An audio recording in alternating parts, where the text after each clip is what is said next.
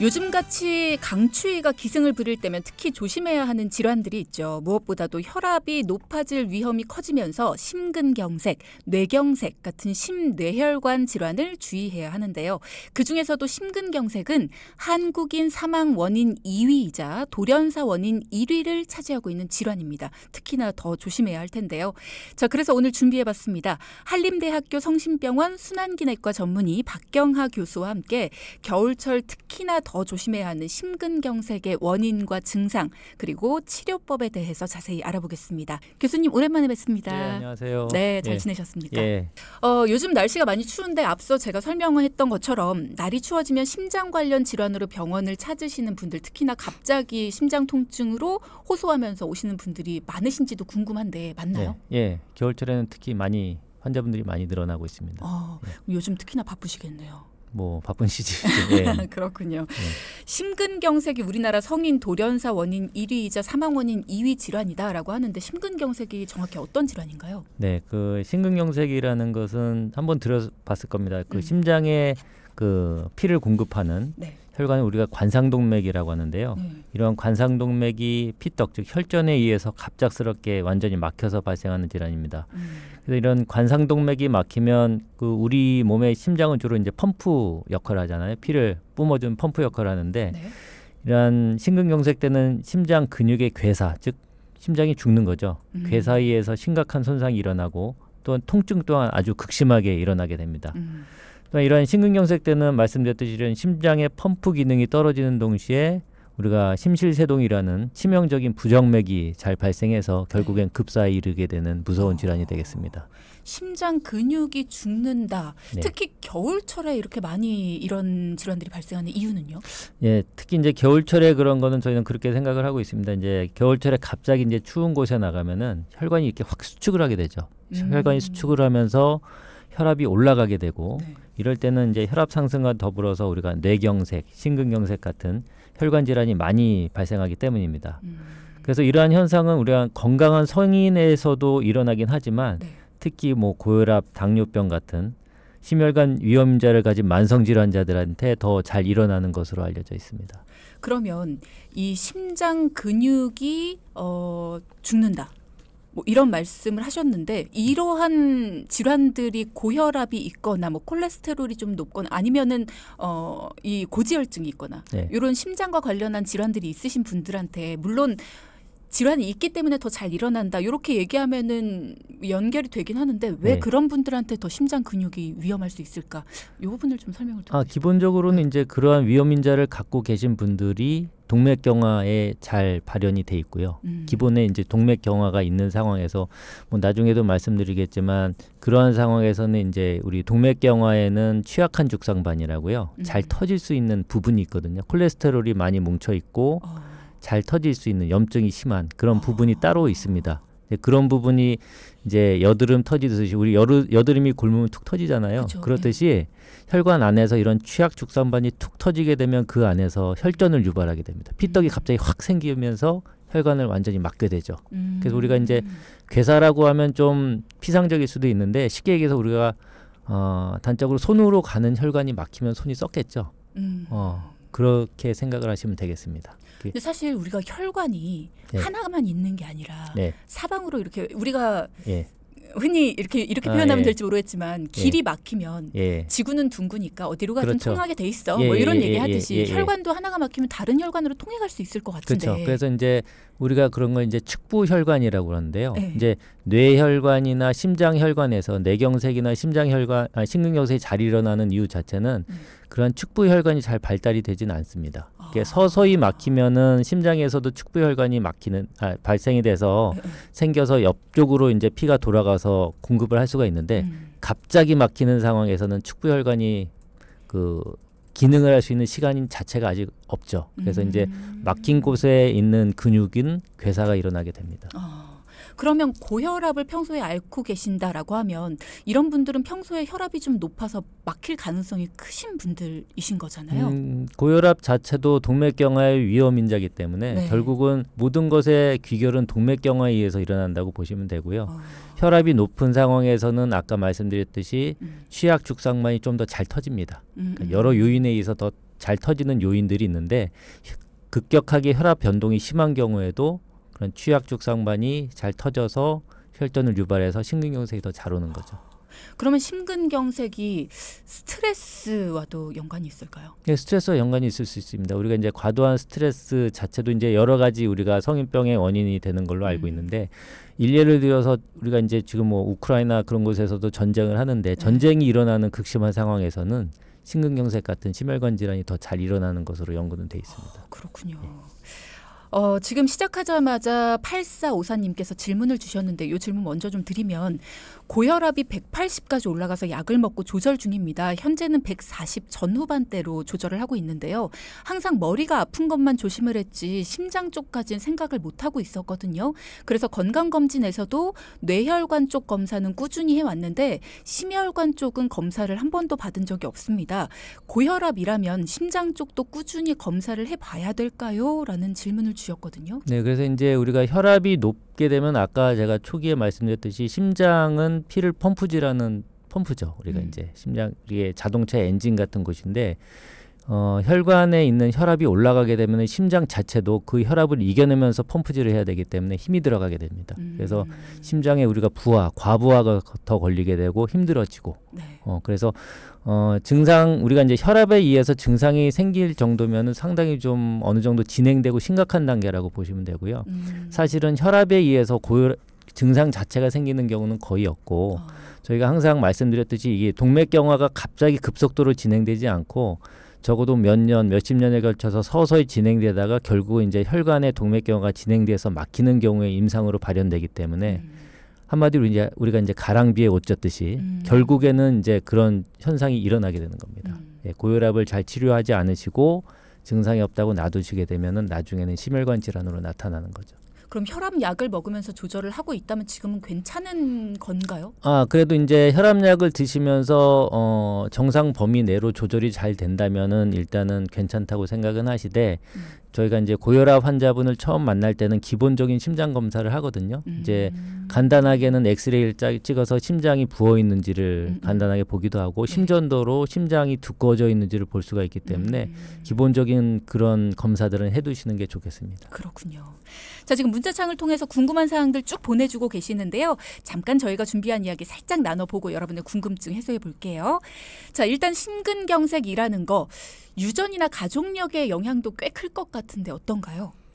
네, 심근경색 자체도 그 가족 내지 친지 중에서 관상동맥으로 사망하신 분이 한 명이라도 있는 경우라면은 심근경색의 위험도가 한 2배 정도 증가하는 것으로 돼 있고요. 2배나. 예, 그리고 또 2명 이상인 경우는 3배 이상 증가하는 것으로 잘 알려져 있습니다. 그래서 이러한 그 위험인자인 고혈압, 당뇨병, 고지혈증 같은 만성 질환이 있거나 흡연을 하는 분들이 특히 심혈관 질환이 가족력이 있다면은 좀 더 조심을 하셔야죠. 가족력이 굉장히 그러니까 유전적인 영향이 꽤 크다라고 봐야겠네요. 네, 유전 및 가족력이 큰 영향을 주고 있습니다. 그렇군요. 예. 그럼 심근경색, 내가 지금 좀 가슴에 통증이 있다. 그럼 내가 지금 심근경색인지 궁금하다 하시는 분들을 위해서 증상도 알려주시면 좋을 것 같아요. 예, 증상 자체는 뭐 협심증 환자분들도 있겠지만 제가 초기에 말씀드렸듯이 심근경색은 심장혈관이 완전히 막혀서 심장 근육이 괴사, 쭉 죽는 거거든요. 그러니까 통증 자체가 상당히 심합니다. 예, 통증 자체가 상당히 심하고 혈관이 완전히 막힌 상태로 통증이 오기 때문에 30분 이상 상당히 심한 통증이 있고 그리고 위치 자체는 주로는 이제 오목가슴, 가슴 간 한 가운데 쪽에서 주로 느끼는데요. 그렇지 않고 명치 부근에서 나타나는 분들도 있고 또한 이러한 통증이 목이나 왼쪽 어깨로 같이 뻗치는 방사통이 같이 있는 경우도 흔한 상황입니다. 하지만 이런 이제 그 심근경색 때 모두 다 통증이 일어나는 건 아니고요. 우리가 이제 당뇨병이 있거나 나이가 많으신 노인분들은 이제 숨찬 증상이거나 어지럽거나 예, 그런 증상으로 심근경색이 찾아오기도 합니다. 그러니까 뭔가 심장에 이상이 있구나라는 거는 느낄 수 있으시겠네요. 네, 그렇죠. 그리고 이제 제가 말씀드렸듯이 통증의 강도하고 말씀드렸듯이 이게 꼭 그 노인이나 당뇨병 환자분들은 통증으로 오지 않고 가슴이 그냥 불편하고 그리고 소화가 잘 안 되는 특히 노인분들은 소화가 안 된다고 오셔서 심전도 찍어봤는데 심근경색으로 나타나는 경우가 상당히 많습니다. 소화가 잘 안 되면 보통 위나 장의 그쵸, 문제인가 이렇게 생각하실 수 있는데. 예, 맞습니다. 예. 그렇군요. 혹시 비슷한 증상이 있다 하시는 분들은 지금 질문 주셔도 좋을 것 같습니다. 그러면 심근경색은 심장 자체, 그러니까 혈관 자체가 막히는. 네. 예. 그러면 협심증하고는 어떤 차이가 있을까요? 네, 그 큰 차이 자체는 혈관 자체가 막히냐 안 막히냐.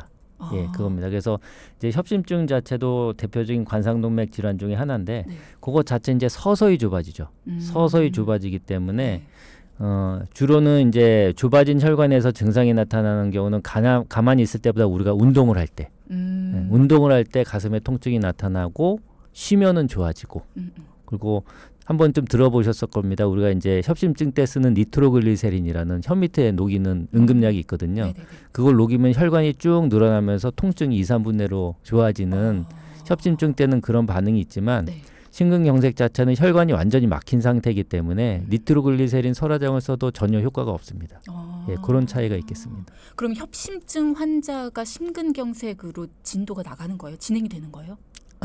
그거는 그럴 수도 있고요. 네. 협심증 자체가 모두 다 심근경색으로 넘어가는 건 아니고 또 하나 보통 생각하시면은 이제 혈관이 막히는 게 서서히 좁아지다가 이렇게 확 이렇게 마지막에는 막힐 걸로 그렇게 생각을 하시는데 전혀 그렇지가 않고요. 우리가 아까도 제가 말씀드렸듯이 취약죽상반이라는 곳이 있거든요. 네. 이제 동맥경화 중에서도 잘 터질 수 있는 곳. 그거는 협착이 심하지 않더라도 그런 곳이 툭 터지면서 나타납니다. 그러니까 갑자기 혈전이 생겨서 막히는 거고, 그래서 실제로는 우리가 이제 응급실로 심근경색으로 오시는 환자분들 있잖아요. 네. 10명 중 3명이 거의 평상시에 증상이 없어요. 그러니까 협착 자체가 심하지 않더라도 취약죽상반이 터지면서 심근경색이 올 수가 있는 거죠. 그렇기 때문에 갑자기 찾아오는 병이기도 합니다. 그럼 그 10분 중에 3분은 대부분 뭐 고지혈이나 고혈압이나 뭐 당뇨나 이런 것들을 앓고 계시는 분들? 위험인자가 많을수록 더 그렇긴 하지만 요즘에는 위험인자도 없이 오시는 분들이 많아서요. 그런 점 좀 주의를 하셔야겠습니다. 그렇군요. 예. 관리법도 굉장히 궁금합니다. 잠시 후에 관리법은 여쭤보기로 하고요. 그러면 자, 지금 질문 들어온 게 있어서 요거 먼저 여쭤볼게요. 439 하나님께서 질문을 주셨는데 콜레스테롤이 혈관 경화의 주범이다라고 했는데 요즘에 많은 논문에서 콜레스테롤이 혈관 질환의 주범이 아니다라는 이야기도 있어서요. 교수님께서는 어느 쪽이실까요? 그리고 포화지방, 동물성 지방이 비만, 혈관 질환, 고지혈증의 주범이 아니다라는 분들도 많은데 선생님은 어떻게 생각하세요? 그래서 뭐 이제 여러 가지 우리가 이제 학설에는 여러 가지 이제 뭐 맞는 부분도 있고 반대적인 의견도 있긴 한데 아직적으로 우리가 이제 그 전통적으로 생각을 했을 때는 고지혈증, 이상지혈증, 특히나 이제 LDL이라는 안 좋은 콜레스테롤이 올라가 있는 경우는 우리가 직접적인 동맥경화의 위험인자로 보는 게 맞겠고요. 그리고 현재까지 연구로는 이제 포화지방, 그러니까 이게 좀 돼지기름, 소기름처럼 이게 단단하게 이렇게 실온에서 이렇게 단단하게 하얗게 그렇죠. 예, 마가린이나 그런 것처럼 그런 것들은 더 동맥경화를 일으키는 원인으로 저희가 생각을 해야겠습니다. 그렇지 않은 의견들도 많지만 현재까지의 연구 결과로는 그렇다고 보는 것이 더 맞을 것 같다라는 의견이셨고요. 그러면 심근경색이 뇌혈관의 어떤 질환 쪽으로도 영향을 줄 수가 있을까요? 직접적인 영향은 없지만 우리가 이제 전신적인 혈관을 보면 어디엔 병이 있고 어디엔 병이 없고 그렇지는 않을 거 아니에요. 그렇죠? 어디에 병이 있으면 다른 데도 병이 있다고 보통 생각을 해서 우리가 심장혈관에 병이 있으면 다른 뇌혈관이나 사지혈관에 50% 정도는 기본적으로 병이 있다고 생각을 합니다. 그래서 꼭 심근경색 환자분이 뇌경색이 오는 건 아니지만 심근경색이 있는 환자분들은 뇌혈관 질환이 올 확률이 더 높다. 그렇게 보시는 것이 좋겠죠. 그렇군요. 예. 자, 여러분의 궁금증을 일단 먼저 좀 해결을 해보도록 하겠습니다. 1215님께서 증상을 주셨는데 심장이 너무 따갑고 아픈 데다가 몸 전체가 갑자기 열이 나듯이 후끈후끈거리면서 이러다 큰일 나겠다 싶어서 병원에 갔습니다. 근데 심근염. 이라고 진단을 받았는데 이 두 가지가 증상이 비슷한 것 같아요. 라는 말씀 주셨네요. 심근염 자체는 이제 심근경색이랑 차이가 나는 것 자체는 심근경색은 혈관이 막혀서 이제 괴사가 오는 거고요. 예, 피가 못 가서 심근염 자체는 근육 자체의 염증이 오는 겁니다. 여러 가지 바이러스 주로 이제 젊은 분들한테는 바이러스 때문에 오는데요. 그러니까 감기에 앓듯이 근육에도 그런 염증이 생겨서 오는 것이 심근염이고 그거는 심근경색과는 차이는 납니다.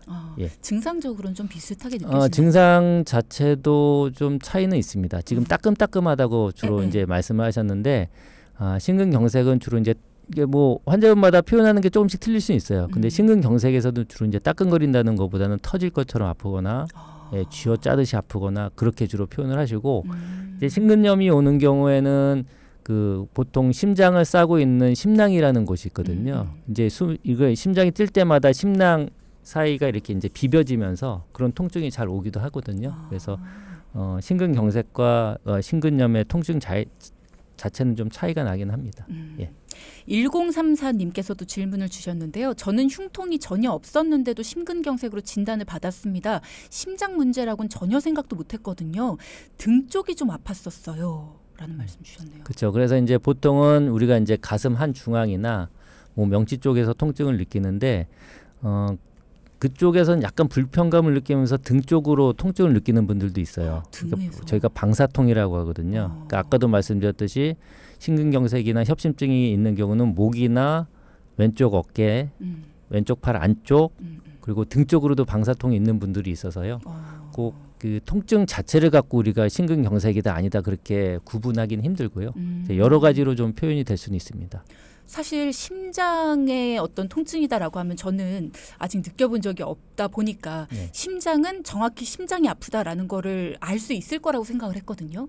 근데 그게 아니네요. 예, 그렇죠. 우리가 이제 심장 자체가 이 심장 쪽에 우리가 이제 아기가 이제 엄마 뱃속에서 클 때 이제 이쪽 심장 부위 쪽하고 가슴하고 왼쪽 팔 안쪽의 신경 자체를 좀 뇌에서 같은 쪽으로 인식하는 그러니까 심장이 아프면 그 주변 부위가 같이 아프게끔 인식을 하게끔 우리가 돼 있거든요. 그래서 꼭 심장이 아프면 가슴 왼쪽 앞쪽이 아플 것 같지만 그렇진 않은 경우가 많습니다. 그렇군요. 우리의 뇌가 인식할 때 그럴 경우가 많다. 그러면 우리가 이제 심근경색으로 진단을 받게 된다면 어떤 부분의 검사를 통해서 진단을 받게 되는 건가요? 이제 보통 이제 심근경색 환자분들은 외래보다는 이제 응급실로 주로 오시는데 처음에는 우리가 이제 환자분의 증상 극심한 흉통이 있는지를 보고 통증이 30분 이상 지속됐는지도 중요한 팩터 중에 하나고요. 다음에 이제 심전도를 찍어서 심전도 파형을 변화를 봐서 이분이 심근경색이 있겠다 없겠다. 또 마지막으로는 심장이 괴사가 된다고 제가 말씀드렸잖아요. 그러면 그 괴사된 물질이 혈중으로 나오거든요. 그래서 혈중에서 그걸 이제 심근효소라고 하는데 심근효소가 올라간 요 세 가지를 우리가 고전적으로 봐서 심근경색이 있다 그렇게 유추를 하고 심근경색이 있으면 우리가 뭐 나중에 말씀드리겠지만 혈관을 빨리 뚫어줘야 되잖아요, 그렇죠? 그래서 관상동맥 조영술을 통해서 심장 혈관이 막힌 거를 확인해서 이제 최종적인 진단을 내리게 되겠습니다. 그럼 막힌 걸 뚫어서 진단을 내린다라는 거는 이미 시술이나 수술을 하는 건가요? 그렇죠. 그 자리에서. 예. 막혀 있을 땐 그러면 어떻게 뭐 약을 처방하거나 좀 더 지켜보자 이게 안 되는 거네요. 바로. 예, 그렇죠. 말씀드렸듯이 이제 심장 근육이 괴사 죽는 거거든요. 이건 돌아오지 못합니다.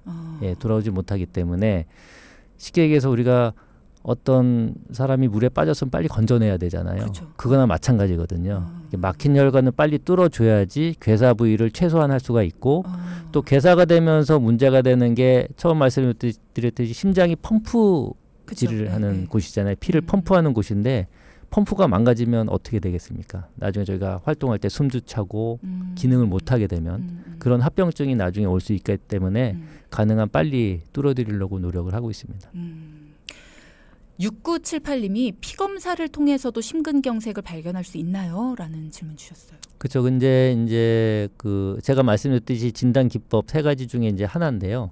한 가지 고려할 점은 이 심근효소는 심근경색이 나타났을 때는 바로 안 올라가고요.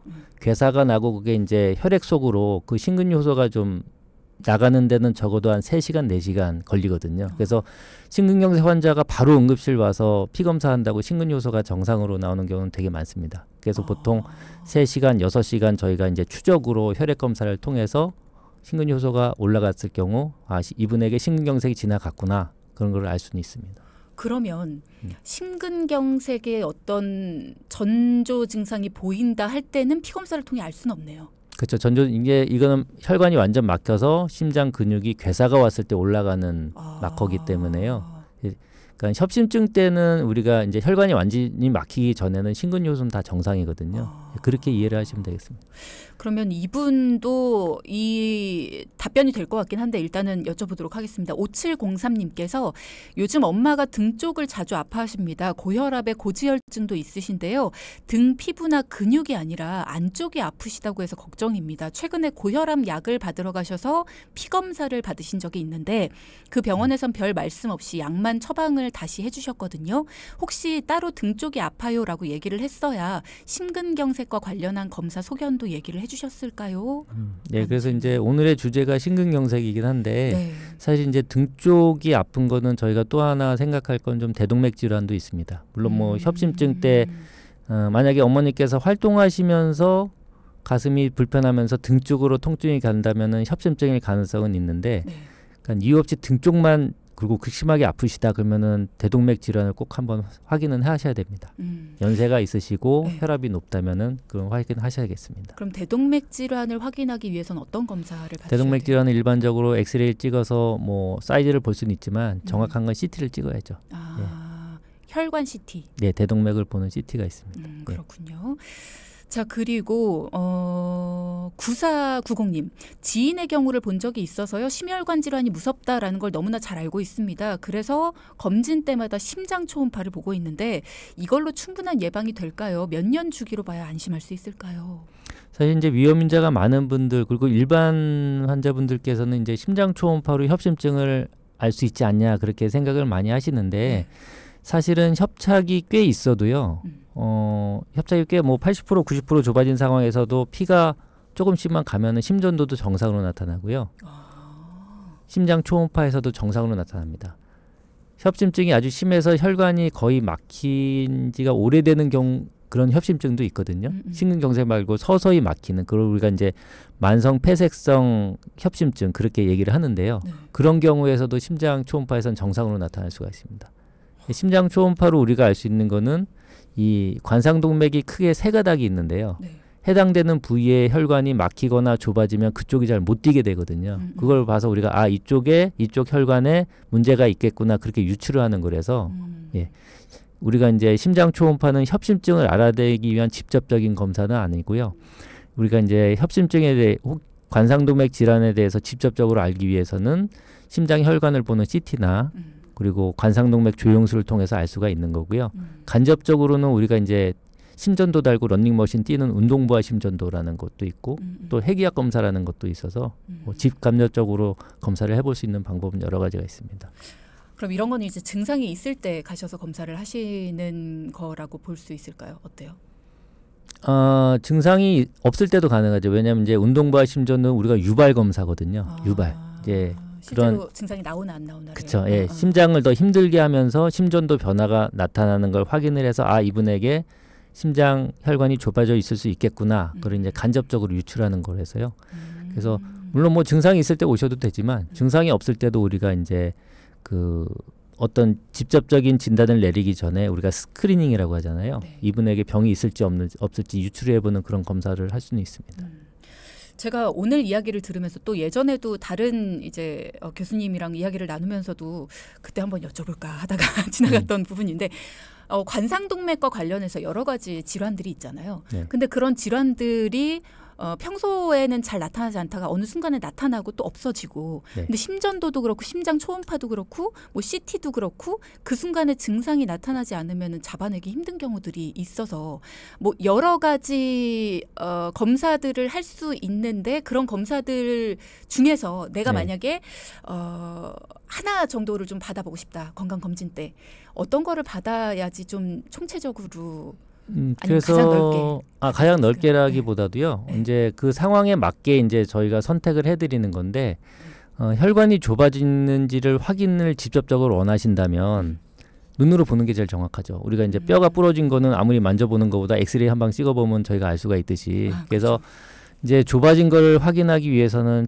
외래에서 확인할 수 있는 방법은 심장 혈관을 보는 CT, 관상동맥 CT가 있거든요. 그게 제일 적절하다고 생각을 하고 최근에는 건강검진 항목에도 많이 들어가 있습니다. 그래서 거기서 확인을 하는 것도 한 방법이겠습니다. 네. 그러면 관상동맥이 좁아져 있는지를 확인하고 싶다. 그래서 심근경색이나 아니면은 협심증 같은 게 있는지 없는지, 이게 진행 중인지 아닌지를 볼 수 있는 게 관상동맥 CT. 네. 네, 그렇군요.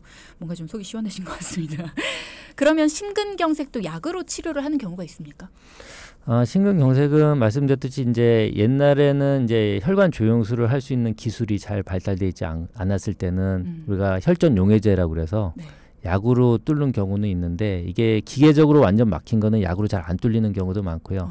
어차피 뚫리더라도 나중에 혈관 조영을 통해서 그쪽 병변을 다시 치료를 해드려야 되기 때문에 약으로는 요즘 잘 안 하고, 그리고 우리나라는 상당히 좀 응급체계도 잘 돼 있고 의료가 많이 발달이 돼 있어서 심근경색으로 병원으로 가시면 대부분 이제 혈관 조영술, 즉 관상동맥 중재술을 통해서 뚫어드리는 경우를 주로 선택을 하고 있습니다.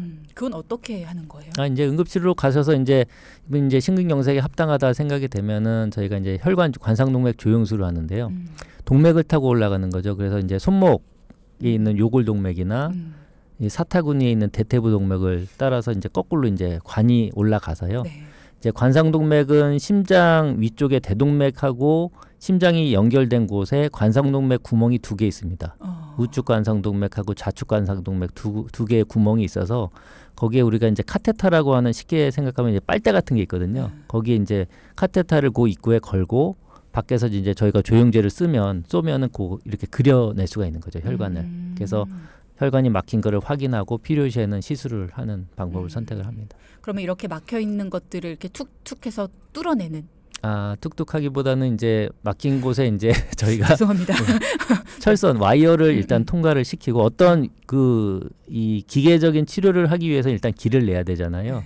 와이어를 통해서 그 병변을 통과를 하고 그 와이어를 따라서 작은 풍선들이 있거든요. 뭐 3mm, 5mm 되는 작은 풍선이 들어가서 일단 병변을 넓히고요.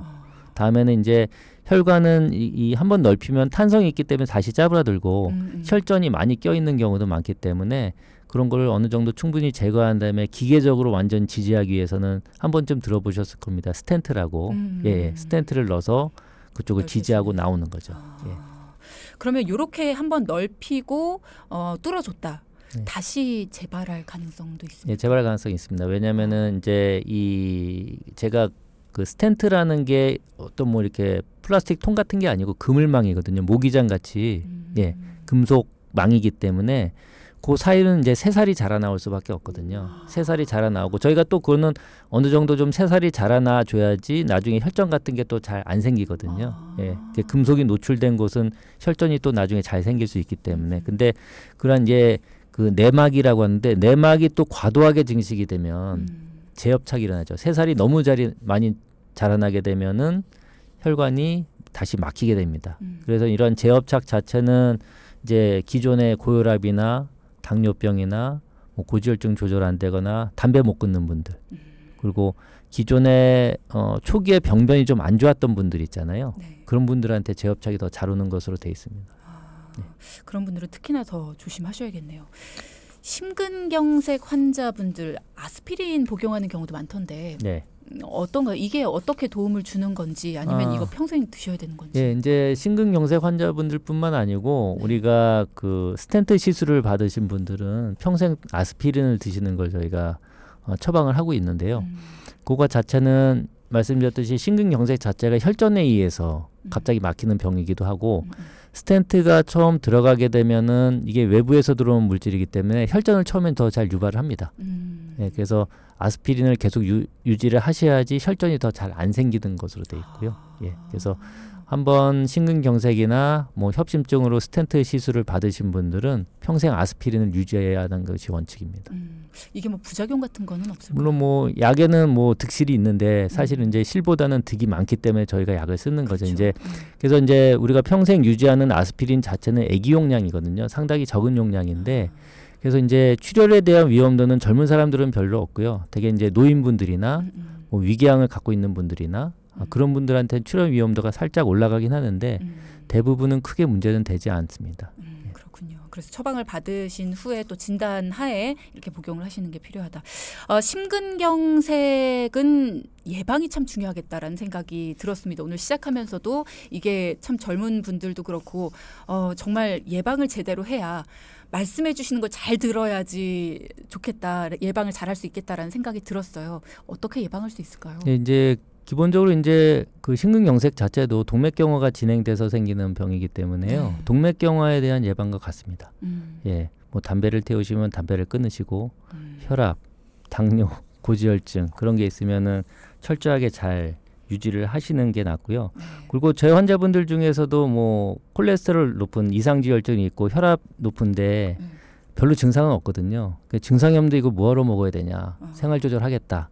뭐 두세 달 있다 와서 보면은 콜레스테롤 별로 안 떨어져니까 오히려 더 올라가신 분들이 있고 뭐 그 다음에는 안 나타나시거나 그런 분들이 있는데 그러시면 절대 안 되시고요. 그쵸. 이런 위험 인자를 평상시에 잘 조절을 하셔야지 나중에 이러한 혈관 질환은 증상이 나타나는 거는 뭐 심근경색은 갑자기 나타나긴 하지만 협심증 같은 경우는 혈관이 50% 70% 이상 좁아졌을 때 증상이 나타나기 때문에 그때 스텐트 넣고 뭐 여러 가지 치료를 받으면은 약도 더 많아지고 또 몸에 스텐트라는 게 들어가서 좋을 건 하나도 없거든요. 그래서 그런 위험 인자가 있는 경우에는 조기에 좀 철저하게 관리를 잘 하시는 게 제일 좋은 방법인 것 같습니다.